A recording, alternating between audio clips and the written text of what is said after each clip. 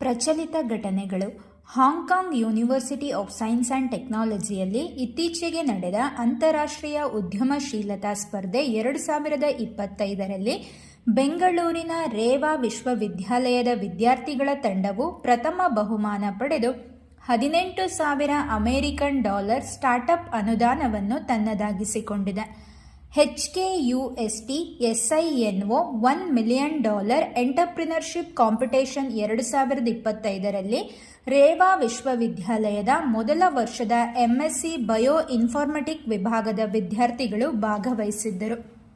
ಸರ್ವೇಶ್ ಗಲೆಗಲೆ ನೇತೃತ್ವದ ವಿದ್ಯಾರ್ಥಿಗಳ ತಂಡವು ನಾವೀನ್ಯತೆಯಿಂದ ಕೂಡಿದ solution specialist enzymes modular bio ರಿಯಾಕ್ಟರ್ಗಳನ್ನು ಬಳಸಿ ತ್ಯಾಜ್ಯ ನೀರಿನಿಂದ ಆಂಟಿಬಯೋಟಿಕ್ ಮಾಲಿನ್ಯ ತಡೆಯುವ ಮತ್ತು ಸ್ವಚ್ಛಗೊಳಿಸುವ ಪರಿಕಲ್ಪನೆಯನ್ನು ಪ್ರದರ್ಶಿಸಿದರು. ಇದು ಸುಸ್ಥಿರವಾಗಿ ನೀರಿನ ಶುದ್ಧೀಕರಣಕ್ಕೆ ಪರಿಣಾಮಕಾರಿ ಹೆಜ್ಜೆಯಾಗಿದೆ.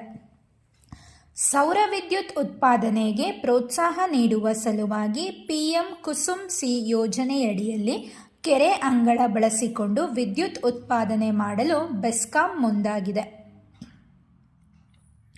ವಿಜಯನಗರ ಜಿಲ್ಲೆ ಕೂಡ್ಲಿಗಿ ತಾಲೂಕಿನ ಗುಡೇಕೋಟೆ ಬಳಿ ಕಸಾಪುರದಲ್ಲಿ 3.5 ಕೋಟಿ ವೆಚ್ಚದಲ್ಲಿ ನಿರ್ಮಾಣಗೊಂಡ ರಾಜ್ಯದ ಮೊದಲ ಹುಣಸೆ ಮತ್ತು ಶೇಂಗಾ ಸಂಸ್ಕರಣಾ ಘಟಕವನ್ನು ಕೇಂದ್ರ ಹಣಕಾಸು ಸಚಿವೆ ನಿರ್ಮಲಾ ಸೀತಾರಾಮನ್ ಶುಕ್ರವಾರ ಉದ್ಘಾಟಿಸಿದರು.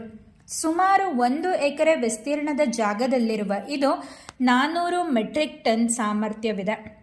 ಹುಣಸೆ ಮರಗಳಿಂದ ತಂದ ಹಣ್ಣನ್ನು ಒಣಗಿಸುವುದು, ಸಂಸ್ಕರಿಸುವುದು, ಪೇಸ್ಟ್ ಮಾಡುವುದು, ಹುಣಸೆ ಬೀಜ ಸಂಸ್ಕರಿಸಿ ಪುಡಿ ಮಾಡಲು ಇದು ಅನುಕೂಲಕರವಾಗಿದೆ. ಶೇಂಗಾ ಸಂಸ್ಕರಣಾ ವಿಭಾಗದಲ್ಲಿ ಶೇಂಗಾ ಚಿಕ್ಕಿ ಹಾಗೂ ಆಹಾರ ಪದಾರ್ಥಗಳನ್ನು ತಯಾರಿಸಲಾಗುತ್ತದೆ.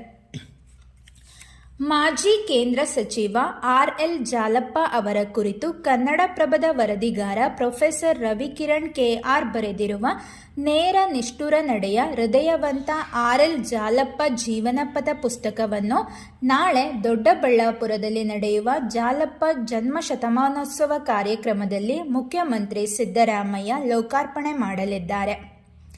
ಯುರೋಪ್ ದೇಶ ಪೋರ್ಚುಗಲ್ನಲ್ಲಿ ನಿಕಾಬ್ ಅಂದರೆ ಮುಸ್ಲಿಂ ಮಹಿಳೆಯರು ಮುಖ ಮುಚ್ಚಿಕೊಳ್ಳುವ ವಸ್ತ್ರಧಾರಣೆಯನ್ನು ನಿಷೇಧಿಸಿ ಸಂಸತ್ತು ಮಸೂದೆ ಪಾಸು ಮಾಡಿದೆ. ಉಲ್ಲಂಘಿಸಿದರೆ €200ದಿಂದ €4,000 ದಂಡ ವಿಧಿಸಲಾಗುತ್ತದೆ. ಇತ್ತೀಚೆಗೆ ನೇಪಾಳದಲ್ಲಿ ಝೆನ್ಝಿಗಳಿಂದ ನಡೆದ ದಂಗೆಯ ನೆನಪು ಮಾಸುವ ಮುನ್ನವೇ ಆಫ್ರಿಕಾದ ದ್ವೀಪ ರಾಷ್ಟ್ರ ಮಡಗಾಸ್ಕರ್ನಲ್ಲೂ ಯುವ ಸಮುದಾಯದ